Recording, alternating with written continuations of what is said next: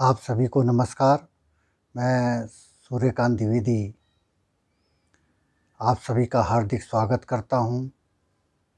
आज धार्मिक चर्चा के दौरान हम एक विशेष चर्चा करेंगे और वो है सूर्य भगवान को अर्घ्य देने की।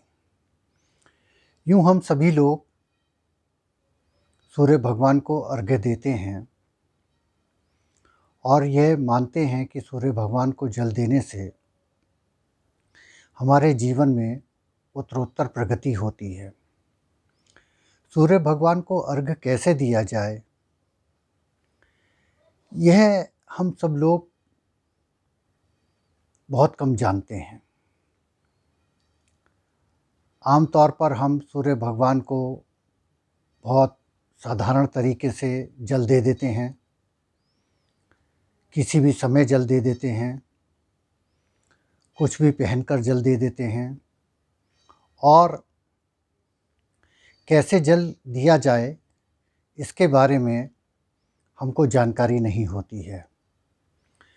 सूर्य भगवान का संबंध हमारे सीधे जीवन से है, हमारे शरीर से है, हमारे तन से है और हमारे रोगों से है, हमारे स्वास्थ्य से है। साक्षात हमारे सामने दो ही ग्रह होते हैं, एक सूर्य और एक चंद्रमा। सूर्य भगवान की उपादेयता से, उनकी स्वीकार्यता से कोई इनकार नहीं कर सकता, चाहे वो किसी भी धर्म से संबंधित क्यों ना हो। आदित्य भगवान समस्त ग्रहों के नरेश हैं, सप्ताक्षर हैं, 7 घोड़ों पर सवार होकर आते हैं और हमें प्रकाश देते हैं, हमें ऊर्जा देते हैं। सूर्य भगवान का संबंध हमारे कर्म से है, कर्म प्रधानता से है। इसलिए दिन का समय वो कर्म प्रधान कहा गया है और स्वास्थ्य प्रधान कहा गया है। और रात का समय जो होता है वो हमारे आराम का समय होता है, हमारी निद्रा का समय होता है, हमारी अवचेतन की स्थिति होती है। लेकिन जो चेतना का स्वरूप है, वो चेतना का स्वरूप सीधे भगवान आदित्यनाथ से जुड़ा हुआ है। आदित्य भगवान को अर्घ्य देने के लिए मैं आपसे एक निवेदन करूंगा कि आप लाखों लाख रुपया अपनी बीमारियों पर खर्च कर देते हैं, हम सब खर्च कर देते हैं। यदि शरीर को स्वस्थ रखना है, अपने को स्वस्थ रखना है, अपने को मन से, वचन से, कर्म से स्वस्थ रखना है, तो कृपया सूर्य भगवान को अर्घ्य देने की हमको आदत डालनी चाहिए। सूर्य भगवान को अर्घ्य देने के लिए हम आम तौर पर क्या करते हैं, एक लोटा जल लिया, उसमें गंगा जल या चंदन रखा और हम सूर्य भगवान को ऐसे जल अर्पित कर देते हैं। और हम ये मानते हैं कि सूर्य भगवान को जो हमने जल दिया है वो स्वीकार होगा और उससे हमारा काम पूरा हो गया। निश्चित रूप से ये आपके हिसाब से ठीक है, लेकिन शास्त्रीय हिसाब से, धार्मिक हिसाब से ये तरीका गलत है। यदि आप चाहते हैं कि सूर्य भगवान को एक पारंपरिक रूप से, वैदिक रूप से, शास्त्रीय रूप से सूर्य भगवान को जल दिया जाए,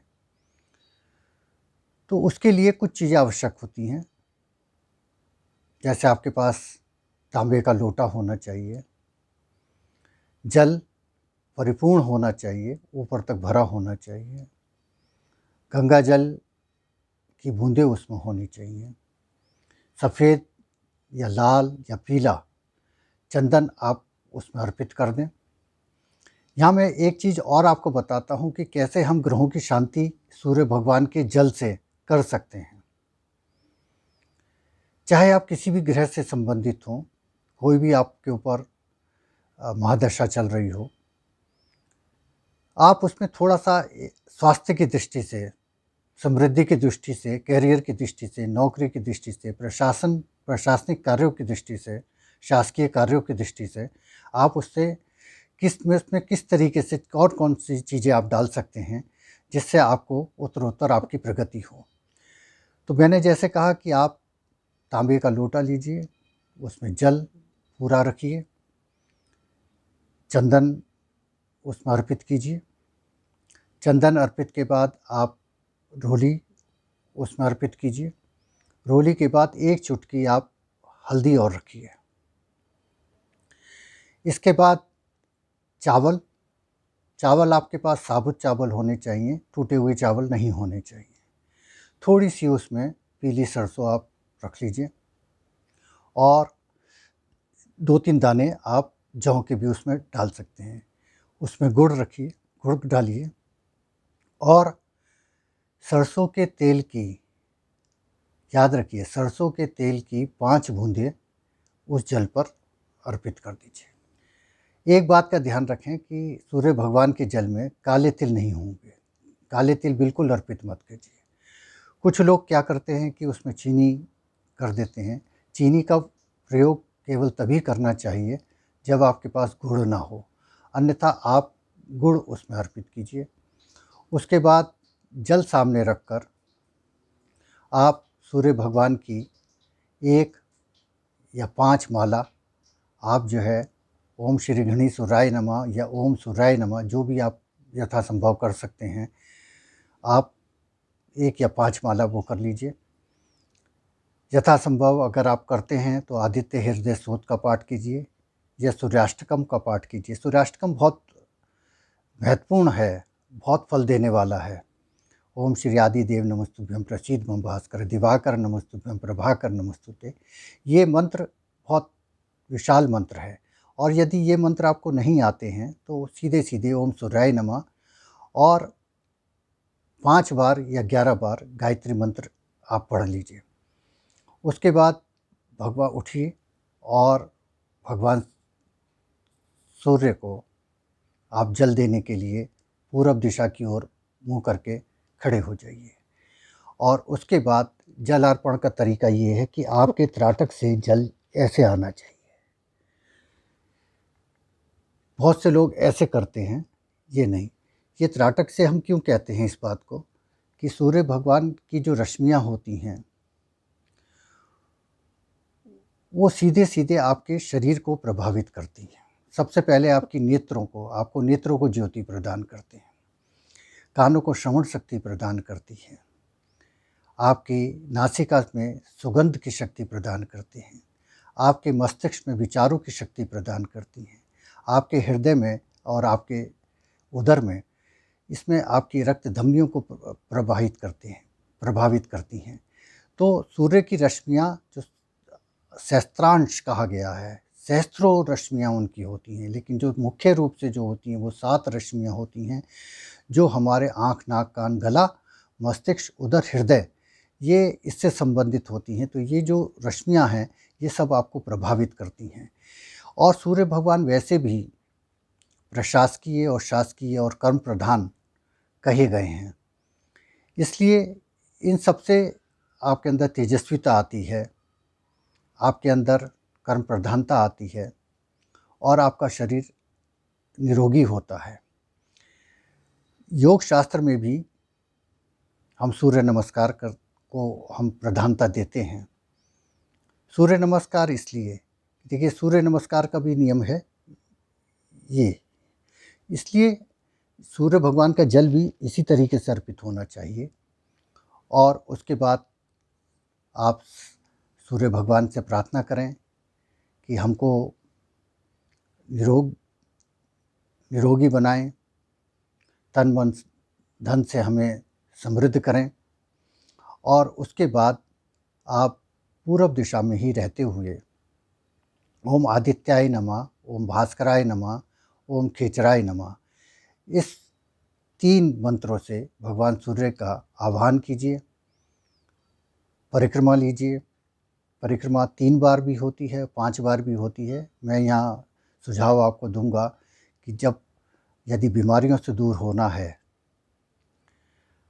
घर को सुख शांति और सुख समृद्धि के लिए रखना है, तो ऐसी दृष्टि में आप 5 परिक्रमा सूर्य भगवान की कीजिए। जो सूर्य भगवान को जलार्पण का समय है, वो हर सूरत में भोर होने के आपको 1 डेढ़ घंटे के अंदर अंदर सूर्य भगवान को जल अर्पित कर देना चाहिए। उसके बाद जब घर में प्रवेश करें, तो घर में प्रवेश करने से पहले आप क्या करें कि पूरब दिशा में ही खड़े होकर अपने घर की चारों ओर घूम जाएं और किसी भी मंत्र से, ओम सूर्याय नमः या ओम गायत्री पाठ से आप घूम जाएं। इसका मतलब ये हुआ कि आपने अपने घर को चारों ओर से सूर्य कवच से आलोकित कर लिया है। और जब आएँ तो उसके बाद भगवान आदित्यनाथ का, भगवान विष्णु जी का, उन सब से प्रार्थना करें। बहुत से लोग क्या करते हैं कि 11 बजे 12 बजे सूर्य भगवान को अर्घ देने की कोशिश करते हैं। सूर्य भगवान को उस समय आप अर्घ दे दें, कोई बात नहीं, आपके मन की तसल्ली है, लेकिन वो लाभ आपको नहीं मिलेगा जो आपको लाभ भोर से 1 डेढ़ घंटे के अंदर अंदर प्राप्त होगा। सूर्य भगवान को जल देने के लिए मैंने आपको तरीका बताया, क्या चीज़ आपको नहीं करनी है ये आपको बताया। ये जो मैंने जितनी चीज़ें आपको बताई, ये इसलिए बताई कि आप सूर्य भगवान को जल से अपने समस्त ग्रहों की वो शांति कर सकते हैं। आज की धर्म चर्चा में हमने सूर्य भगवान को अर्घ्य देने की बात की। यदि बीमारियों से छुटकारा चाहते हैं, घर में सुख समृद्धि चाहते हैं, धन ऐश्वर्य की प्राप्ति चाहते हैं, तो कृपया आप सूर्य भगवान को जल अवश्य दें। इन्हीं शुभकामनाओं के साथ बहुत बहुत धन्यवाद। नमस्कार, प्रणाम।